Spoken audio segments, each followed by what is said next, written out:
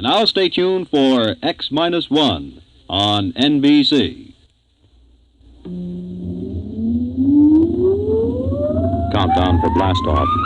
X-5, 4, 3, 2, X-1, fire.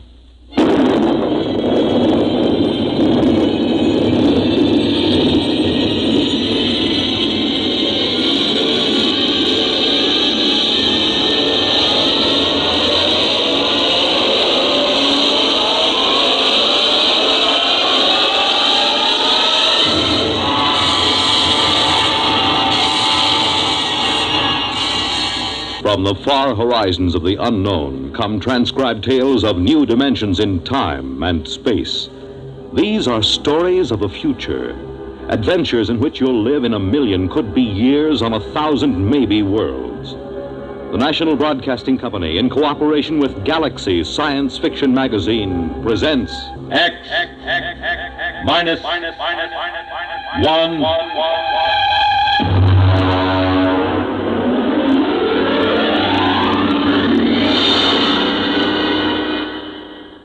Tonight's story, Junkyard, by Clifford D. Simak. The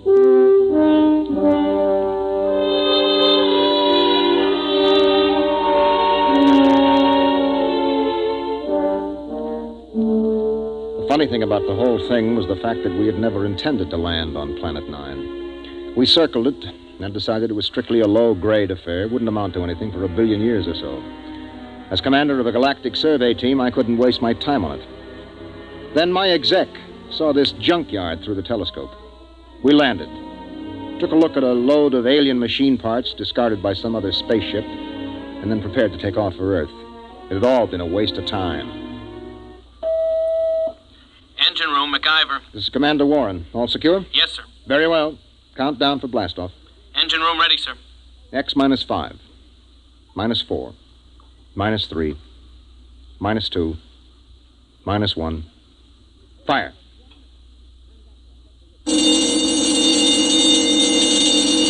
Mac, what's wrong down there? Well, I don't know, sir. Brady, get the data analyzer ready. We'll have to correct for a new takeoff time. That's the first time I ever heard of engine failure before takeoff. Well, better before than after. Engine room? Yes, sir. What's happening? You boys ready yet? No, sir. Well, burn it, man. Get going. I want those engines started. Sir, What is it? I don't quite know what to say. Well, say something or I'll have you busted. We can't start the engines, Commander. At least I can't. Well, why not? I don't know. Klein, put Klein on. Lieutenant Klein, sir. Lieutenant, what is going on down there? Is there something wrong with the engines? No, sir. I've double-checked them. Well, then let's get them heated up or we'll be on this godforsaken planet the rest of our lives. We can't do it, sir. Klein, suppose you tell me exactly why you can't start the engines. Can you do that? Yes, sir. All right, why? Because, sir, we can't remember how. What? Yes, sir. We've forgotten how to start the engine. Lieutenant, report up here in 1 minute. Bring Dr. Spencer with you. Yes, sir. All right, Brady, where have you got it? Got what, Ira? Don't play innocent. You and I have been doing planet surveys together for 15 years. You carry enough dead weight in grain alcohol on every trip to keep you happy for 1,000,000 light years. Now, obviously, the boys in the engine room have gotten into it. Impossible. Where is it? I got a few fifths in my locker, but nobody's touched it. I checked a few minutes ago. Well, then somebody has got some in the engine room. Come in. Lieutenant Klein, sir. I brought Dr. Spencer as ordered. Hello, Doc. Did Klein here tell you what's going on? He did. How long will it take you to get these guys sobered up? I can't, Why not? because they're not drunk. I tested Klein in my office. Now, wait a minute, Doc. Are you trying to get me to actually believe that these men, intergalactic engineers with years of hyperfission experience, have forgotten how to start the engines of this ship? That's right. You're serious? Dead serious, Ira. Something, somehow, has caused these men to forget how to start the engines. There it was. It fit in perfectly with a lot of other annoying little things that have been happening to us ever since we put down on Planet 9. It was to have been a routine exploration of a low-grade uninhabited planet. Some routine exploration. All right, Klein, now listen to me. Do you have manuals aboard, engineering manuals? Yes, sir. Take the engine room boys and study those manuals. They'll tell you how to start the ship, won't they? Yes, sir. Okay, get going. Doc, I'd like you to stay here with me and Brady for a minute. Okay. Report back to me, Klein. Yes, sir. Now, Okay, Doc, you're supposed to be an expert on space medicine. What is it? I've never seen anything like it, Ira. Brady? Search me, Captain. I've seen 'em with space blues, alien psychoses, the works. But I've never seen a disease that could make a crew forget how to start the engines. Maybe it isn't a disease. Okay, what then? Maybe it's a deliberate thing. You mean they're faking? No, I know Klein and the others too well for that. I mean, maybe there's some outside influence. Doc, we've surveyed this planet from top to bottom. We know there isn't a living cell on it. What about the junkyard? What junkyard? Oh, he means that pile of rusty space engine parts we found. The boys nicknamed it the junkyard. He's right. Somebody put it there. Well, we know that another spaceship landed here. We know that from the blast marks on the rock. We know that for some unexplained reason they took their engine apart and tried to put it together again. And we know they succeeded in building a much simpler engine, leaving a lot of spare parts, and we know that they took off. The blast-off marks tell us that, too. What we don't know is whether or not they left somebody behind. Or something. What about that stone tower, Ira? The boys looked it over. It's just a pile of stones. They probably threw them together as a shelter while they were rebuilding their engine. Oh, that sounds too simple. I don't like that tower, Ira. Why not? I don't know. It was scary. It had that black look about it. The smell of death. I felt it when I walked past with Klein and MacIver. Oh, that's the Celt in you. Banshees and spooks. I still don't like it. I need a drink. Skip it. We should be ready to blast off in a few minutes. Engine room. Engine room. What's going on down there? Engine room. Lieutenant Klein. Daddy? Is that you, Daddy? Did you bring me a present? Daddy, I'm scared. Holy mackerel, that's Klein. He's gone off his rocker. Klein! Doc, I think we better get down to that engine room.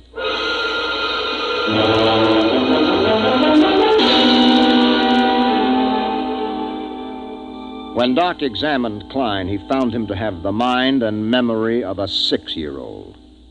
That's it, Ira. Something drained Klein of his memory. And that's as much as I can tell you. Well, that's a big help. Here's the manual he was reading. Well, at least we can follow this manual and get off this stinking planet. Hand it to me. Right here.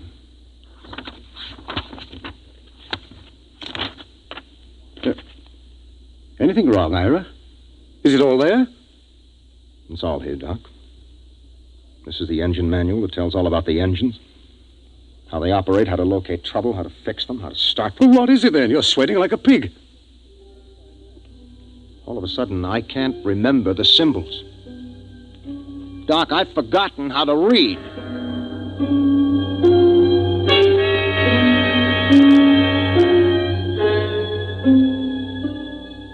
I left the engine room and went out through the lock to stand on the outside platform of the ship.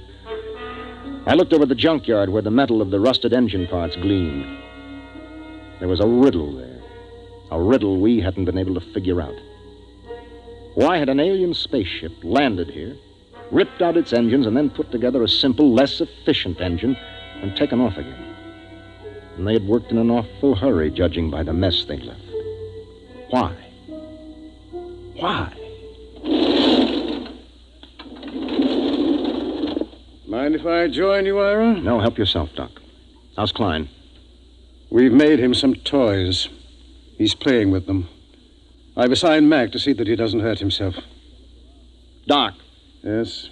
Have you got any ideas on what's happening to us? Well, man experiences incidents, gathers knowledge, knows emotions. Then, as he grows older, he begins to forget those experiences, forget that knowledge. That's what life is, a long series of forgettings. Here on 9, in some impossible way, the forgetting is speeded up. It happens overnight. No, there's more to it than that. Well, I'm going back to my cabin and try to get some rest.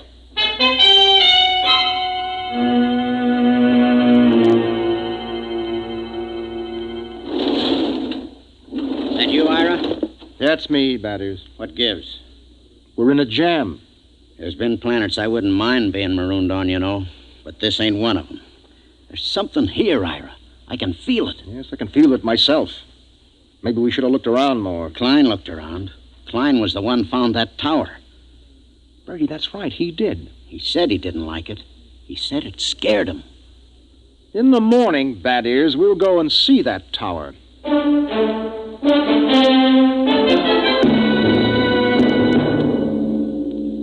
In the morning, I took Doc and MacIver and Brady with me, and we walked across the valley to the stone tower. It wasn't much of a tower, maybe 8 or 9 feet high, made of rocks piled one on top of the other. Pretty solid. Well built and odd. Type F culture, I'd say. Did anybody bother to look inside this thing? MacIver, you were here with Klein yesterday. Yes, sir. We couldn't find a way in, Captain. Klein poked around but gave Well, up. we'll make a way in. Stand back. I think I can shoot the top off it. Oh, now that should be big enough for a man to lower himself into. Okay, pass a rope around my shoulders. Captain. Yes? In case there's anything, dangerous, maybe I ought to go. After all, I'm survey engineer. MacIver's right, Ira. Okay, Mac, your responsibility. Yes, sir. Just fasten the rope under my arms. Mm-hmm. That's it. Now, I'll climb up and lower myself in. If I pull twice, haul me out. 1 pull means okay. Give me a hand, Brady, huh? How about a quick shot of whiskey first? Never touch it. Ready? Yep.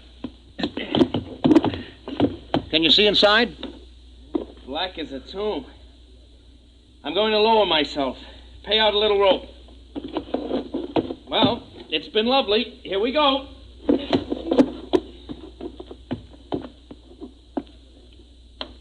One tug. He's on the ground inside. Yeah, I wonder what he's found. I still don't like it. Oh, Brady, there's probably not a thing in there except a few... There's 2 tugs. 3. Come on, haul them out. Heave! Brady, help me through the top. Right. Easy now, Mac. What the heck is in there, anyway? Mac? Mac? Dada? Dada? Holy jumping asteroids. Doc, he's flipped. No, he hasn't lost his mind. He's just reverted to babyhood.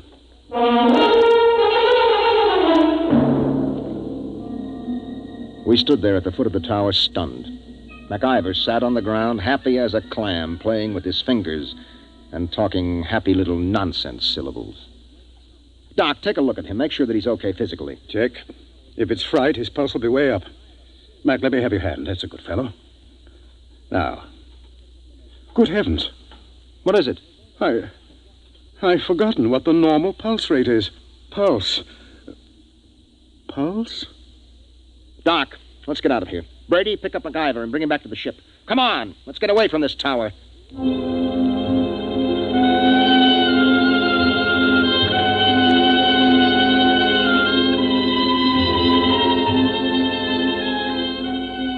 A few minutes later, Brady and I sat in the captain's quarters. He didn't do much talking, just sat and tipped his bottle to his lips ever so often. Well, at least we know in a general way what we're up against. Do we? We know there's been knowledge lost, important information forgotten. Check. Now, that memory, that lost skill, that knowledge went somewhere. Maybe there's something in that tower that takes it away. And I have a silly feeling we might even get it back. Have a drink. That is, get a couple of men, volunteers. Now? Now. What for? We're going to find out what's inside that tower.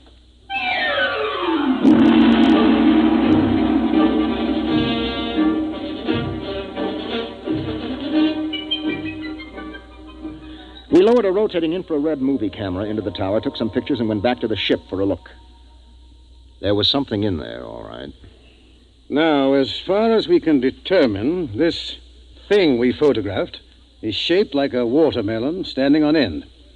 The movement of the hairs all over it suggests vibrations, such as an antenna of an insect. Underneath are wires leading to terminals that seemed plugged right into the thing. You think it's a form of life?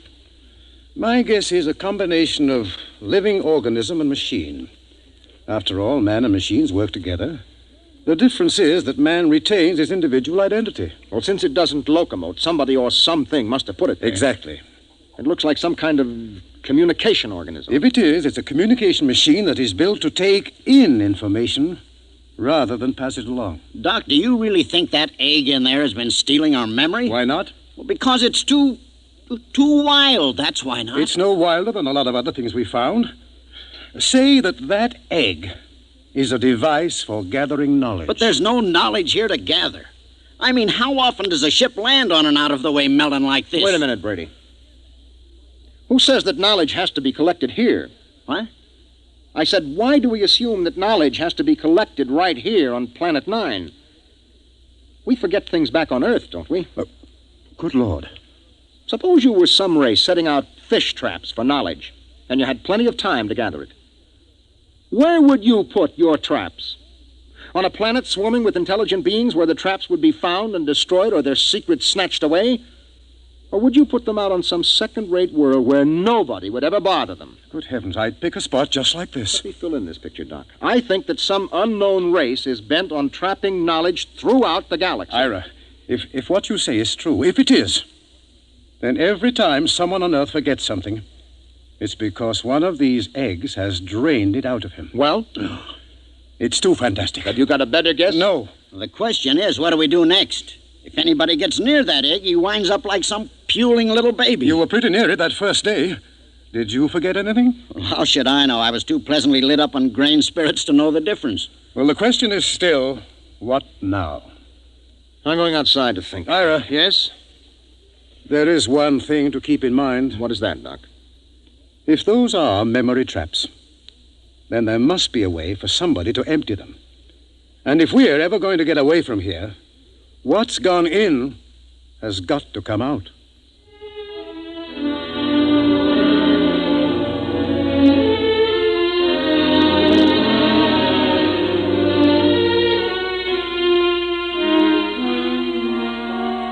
I stood out on the platform of the ship and tried to make some sort of pattern of it. Forgetfulness. That was the key word. All through the galaxy, in every culture, there was forgetfulness. There were lots of learned theories, of course, kinks in the brain, neuroses, data processing. But suppose they were wrong. Might it not be that forgetfulness was caused by thousands upon thousands of these memory traps planted throughout the galaxy, nibbling away at the conscious memory of all the sentient beings that lived among the stars? On Earth, a man forgets slowly because the traps are far away. But here, in their very shadow, a man forgets suddenly. And then another thought entered my mind. What kind of race had set these traps? How did they empty them? How? Brady. Huh? Where do you keep your liquor? Not cheap. Come on, where? It's in my locker. Get it out of there, all of it. Ira. That's a direct order. Okay. All of it. That it? Yeah. I never thought I'd see the day when you pulled rank on me, Ira. If you confiscate this stuff, so help me, I'll never Who forgive said you. anything about confiscating? That is, have you ever really hung one on? I mean, just got pie-eyed drunk? Well, let's see. Yeah, there was once on Mars. Was that the worst? It was beautiful. Took me 3 days to sober up. They say I fought off the whole galactic patrol for hours. Well, do you think you got enough here to get that polluted again? I got a pretty good supply, Ira. Well, that's good, because in 1 minute, I'm going to give you a direct order to hang on the biggest, most monstrous drunk in the entire history of the universe. But first you have to volunteer. I volunteer. No, not until I explain why I'm doing this. Ira, this sort of project don't need reasons. It's a pleasure. Let me finish. You know that egg up in the tower? Yeah? The minute you get near it, it grabs your mind, wipes it clean, right? Yeah. And a lead space helmet doesn't shield you, as we saw with MacIver. Right. Now, Doc thinks this egg is a kind of communications thing. It must be. Okay, you're a communications man. What do you do when you can't shield a communication? Well, that's easy. You scramble it. Any fool knows.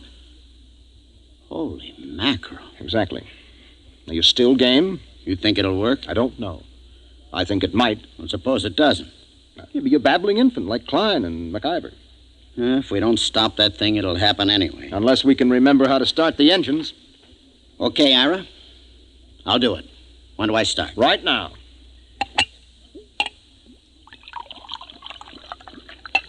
Well, Ira, here's mud in your ever-loving intergalactic eyeballs. You know something?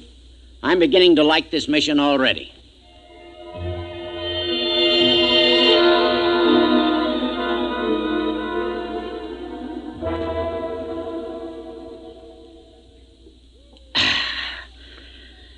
Well, that kills the last bottle. How am I doing, Ira, old buddy? You're not drunk enough. I should have picked somebody like Doc, except he'd probably pass out. I'm not drunk enough, huh, old buddy pal? Not yet. Well, then, in which case, old buddy, I'm going to have to do something I never like to have to do. What's that? I'm going to have to go into my extra special emergency reserve supply. It's a little supply I keep in case of getting marooned on a planet, you know? I don't like to go into it, but in this case, it's my duty.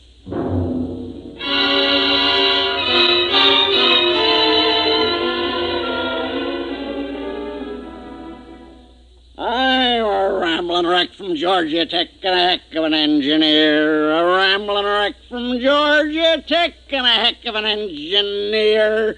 Woo! Blast off! Okay, I guess you're ready. What do you think, Doc? Most amazing thing I've ever seen. Is he drunk enough? What I want to know is what's keeping him conscious. Okay, Bad Ears, on your feet. Help him up, Doc. Right. Rambling wreck from Georgia Tech. Let's go, Bad Ears. Right. Rambling wreck from Georgia Tech.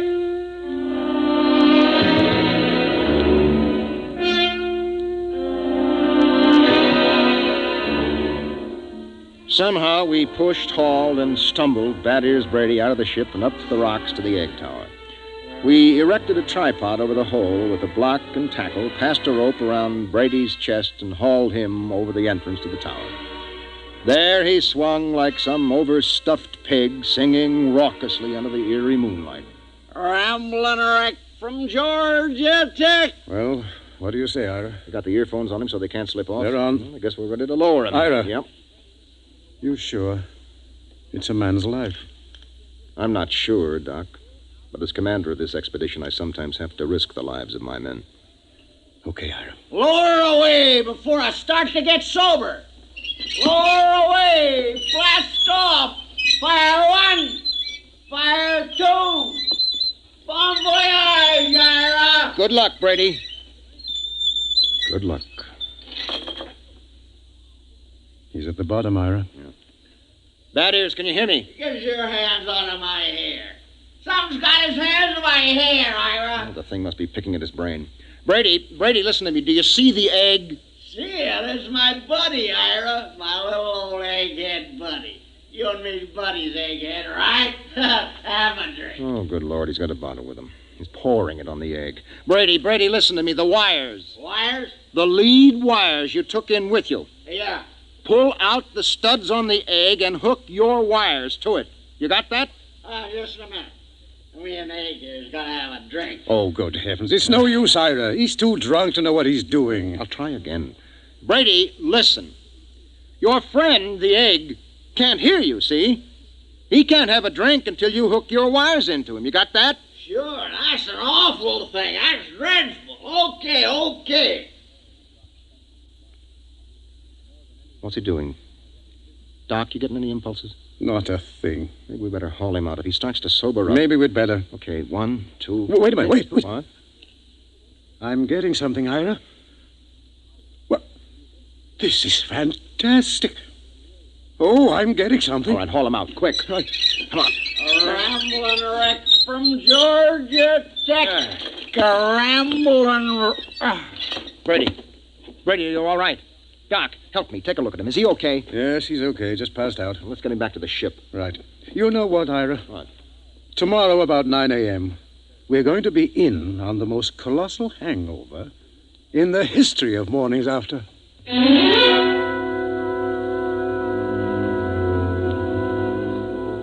We were in on more than Doc Spencer had bargained for. More than any human being had any business being in on. Oh. Well, Brady, how do you feel? Shoot me. You turned the trick. The tower. You hooked into the egg. The stuff is rolling out now. Doc and the boys have got a recording hooked up. The stuff they're listening in on is enough to set your teeth on edge. What's that? The information that mind trap has been collecting for hundreds of years. It'll take us years to sort it out, but we're getting some of it straight already. Any of our own stuff? Plenty. Anything on engines? Well, not on our engines. So? We got the dope on the Junkyard engine. Mac and the boys are helping to get it assembled. We're ripping out our own engines and just keeping some of the parts. Another junkyard, huh? Another junkyard. The engine we're building now is superior to anything ever built. Pretty handy little gadget, that egg. Only one thing. What's that? Tell Doc if he comes across a good hangover remedy to let me know, huh? Oh.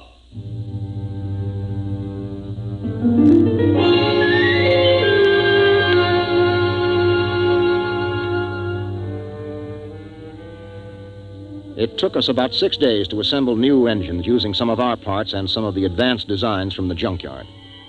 During most of that time, Doc Spencer sat down at the tower with a set of headphones monitoring the information from the egg. He was like a man possessed. I didn't think anything unnatural was happening until the night of the 6th day. Well, that does it. The boys have got the engines ready for blast-off. There's a full moon, too. We should be able to lift her by tomorrow morning, huh? We're blasting off in exactly 1 minute, that is. What? In exactly 1 minute. But Ira, Doc, and some of the techno boys are down monitoring that egg. I know it. Well, it'll take them 20 minutes to get back into the ship with all that equipment. They're not getting back. Huh? I said they're not getting back. Ira, are you nuts? Come here, that is. I want you to take a look through this field scope. You can get a good close-up of Doc and the boys who have been monitoring that egg. Now, wait till I get it focused. You got 'em? Yeah? Take a close-up. Mother in heaven. You see why we have to leave them here? Those faces, they're like some kind of beast. What is it, Ira? What's happened to them? The same thing that must have happened to the crew of the last ship that touched here. The same thing that made them blast out of here in such a tearing hurry. What? That is, there isn't only knowledge in that thing. Those boys are monitoring something else. Something else. Personality, that is. They're not human anymore. They're turning alien.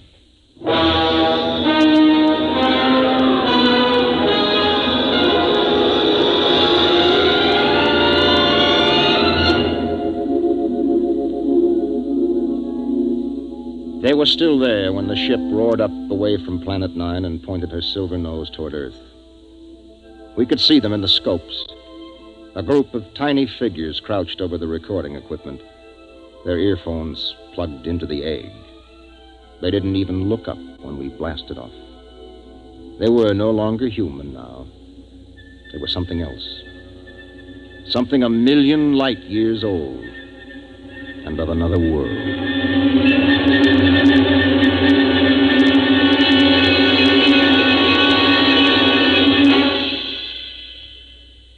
You have just heard X-1, presented by the National Broadcasting Company in cooperation with Galaxy Science Fiction Magazine, which this month features the R. DeWitt Miller story, Swenson Dispatcher. The story of a shrewd but unscrupulous spaceship dispatcher who tries to best the rival airlines by unethical means, and with most surprising results. Galaxy Magazine on your newsstand today.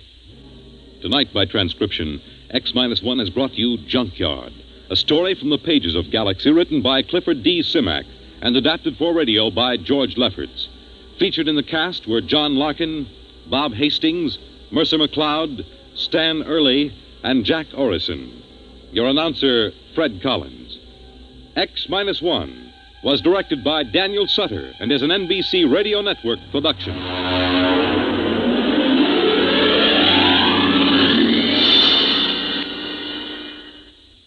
Let's visit Fibber McGee and Molly tonight on the NBC Radio Network.